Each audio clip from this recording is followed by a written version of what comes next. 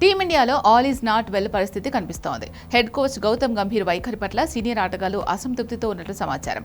గంభీర్పై BCCI పెద్దలకు నేరుగా ఫిర్యాదు చేసినట్టు తెలుస్తోంది. బీసీసీఐ ఏరి కోరి గంభీర్తో ద్రవిడ్ స్థానాన్ని భర్తీ చేసింది. అయితే అతని మార్గదర్శనంలో విజయాల మాట పక్కన పెడితే టీమిండియా ఇప్పటికే ఎన్నో ఘోర పరాభవాలు చవిచూసింది. ముఖ్యంగా టెస్టుల్లో సొంత గడ్డ మీదే న్యూజిలాండ్, సౌత్ ఆఫ్రికా జట్ల చేతిలో వైట్ వాష్ అయింది. ఇటీవల టీ20 సిరీస్లో పసికున్న ఐర్లాండ్, ఇంగ్లాండ్ చేతిలో క్లీన్ స్వీప్ అయింది. అయితే భారత జట్టు ఇలా అవమానకర రీతిలో పరాజయాల పాలైనప్పుడు గంభీర్ ఆ తప్పును ఆటగాళ్లు లేదంటే సహాయక సిబ్బందిపై నెట్టేస్తున్నాడు అనే భావన జట్టు అంతర్గత సభ్యుల్లో నిండిపోయినట్టు సమాచారం.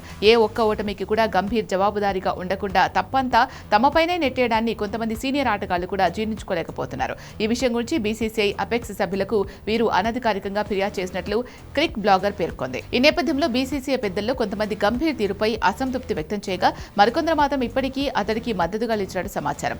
జట్టు నిర్ణయాల్లో తలదూర్చడం సరైన పద్ధతి కాదని కొందరు వ్యాఖ్యానించినట్టు బోర్డు వర్గాలు తెలిపాయి. గంభీర్ కోచింగ్ శైలి, అతడి తీరు పట్ల కొంతమంది సీనియర్ క్రికెటర్లు బీసీసీఐ అపెక్స్ మండలి వద్ద అసంతృప్తి వ్యక్తం చేసిన మాట వాస్తవమే అని బోర్డు అధికారి ఒకరు వెల్లడించారు. ఈ ఫిర్యాదు నేపథ్యంలోనే గంభీర్పై బోర్డు పెద్దలు దృష్టి సారించారని తెలిపారు. ఆగస్టు 2వ వారంలో భారత జట్టు శ్రీలంక పర్యటనకు వెళ్లనుంది.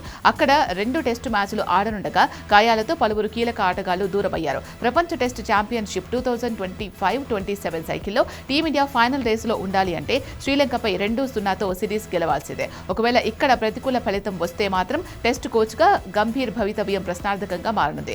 గంభీర్ కోచ్గా వచ్చిన తర్వాతే తొలిసారి భారత్ కనీసం WTC 2023-25 ఫైనల్ కూడా చేరకుండా నిష్క్రమించింది.